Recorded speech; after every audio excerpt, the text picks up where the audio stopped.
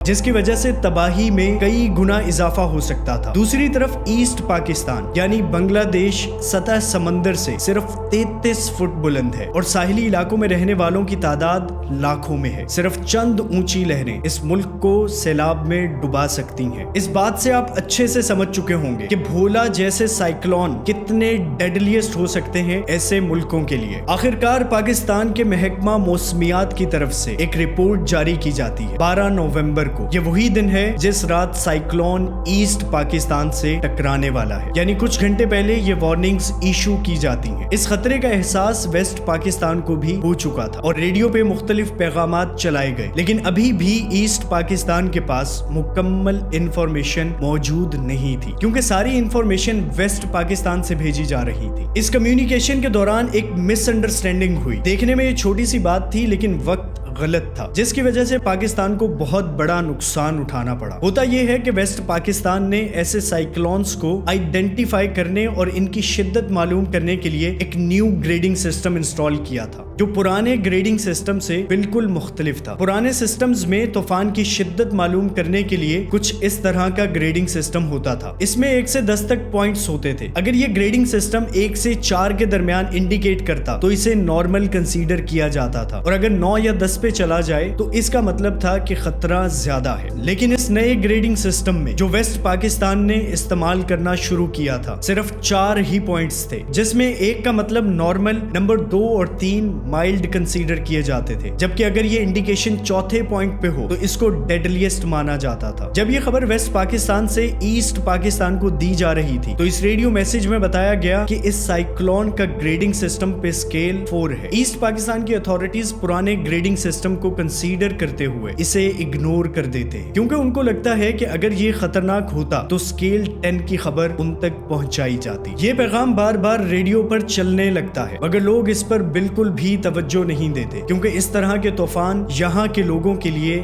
ایک عام بات تھی، مگر کسی کو بھی اس بات کی خبر نہیں تھی کہ اب سے چند گھنٹے بعد ان کے ساتھ کیا ہونے والا ہے۔ اس سے پہلے آنے والے طوفانوں میں بھی کئی ہزار لوگ اپنی جان سے ہاتھ دھو بیٹھے تھے۔ یہی وجہ ہے کہ ان آفات سے بچنے کے لیے جدید قسم کے سسٹمز انسٹال کیے جا رہے تھے، جو کہ ویسٹ پاکستان میں تو فنکشنل ہو چکے تھے، لیکن ایسٹ پاکستان میں پولیٹیکل انسٹیبلٹی کی وجہ سے پینڈنگ تھے۔ اب آتی ہے 12 نومبر 1970 کی شام۔ یہ سائیکلون ایسٹ پاکستان کی کوسٹ لائن سے ٹکراتا ہے۔ ہوا کی سپیڈ اب تقریباً 240 کلومیٹر پر آور ہے اور اس سائیکلون کی ہائٹ 33 فٹ تک پہنچ چکی ہے۔